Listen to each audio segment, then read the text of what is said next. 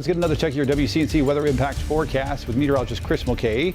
And Chris, it's going to be beautiful for the next couple of days, but you said you're tracking a storm already. Yeah, it's going to be Sunday. Sunday is the day that I want you just to be weather aware, to keep it in the back of your mind. But leading up to that, enjoy your time. Get outside as much as possible. I'm not saying you can't go out later on your Sunday, but it's Sunday morning right now, not trending in a good direction.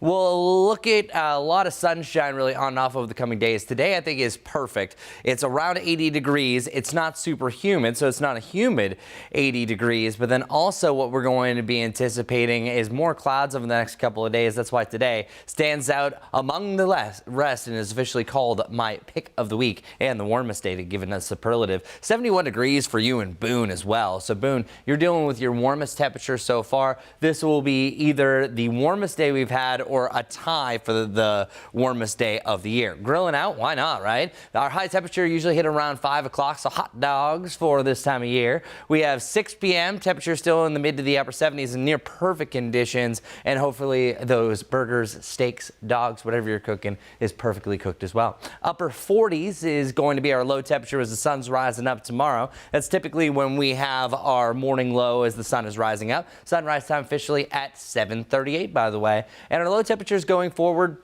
we have 2 days that are trending towards the 30s. So this is why I always say, hey, hold off on planting anything, because check it out. Yeah, it's super warm, but then now we're starting to trend to more of those dips into the 30s, and all you need is a deeper dip to allow us to return to that freezing point, which usually happens once by the end of March. Not saying it will, just saying we're getting closer and closer to that point a couple of times by the back end of the forecast. Tomorrow, more clouds. That's the big difference. Temperature still mild in the mid 70s. Winds pick up slightly. Still a decent day. And once we get a cold front to move through, that's where things really change for us. Bringing temperatures back down to the 60s. We have another spike back down to the 60s as another cold front starts to move through. And what's really interesting about this upcoming rain chance Sunday, it's rare to have an 80 to 90% chance 5 to 6 days out, and that's exactly what we've had. It's a surefire thing that we're going to see rain. It's just about what the intensity of the rain is and if there's anything extra.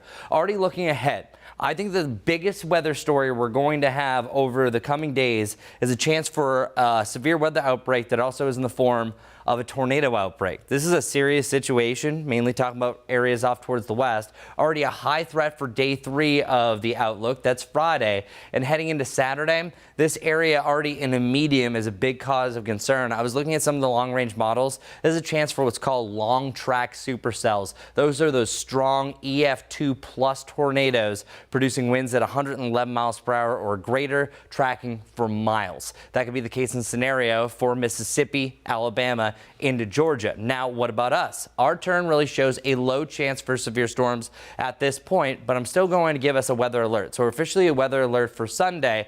Our window, this is going to shrink, but right now models are agreeing sometime between 4 a.m. and 4 p.m. is where we're going to have the worst impacts. Heavy rain, I think you can check that off automatically. The other two that are still in question, chance for tornadoes and strong winds. This is called our tornado parameter. Anytime you have this pop up a number, it's concerning.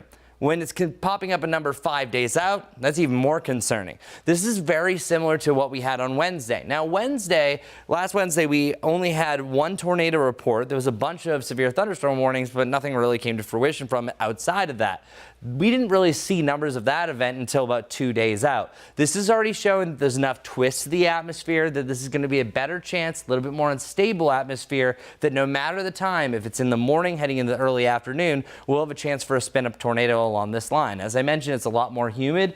This last event that we had, we were in this range, about the 40s for dew points. Once you get to about that 59 to 65, it's starting to feel humid. That's storm fuel, and then storms are supported a whole lot more. This long-range model, you can't really see a lot of details. Kind of look where you're seeing the greens and some of the yellows. This is 6 a.m. This is showing the worst of the weather crossing the Charlotte area mid to late morning, heading into the afternoon. But a lot is still going to change. We just want everyone to be weather alert in the meantime. We are looking at a dry St. Patrick's Day, just a little bit cooler before temperatures rebound back into the 70s the middle of next week.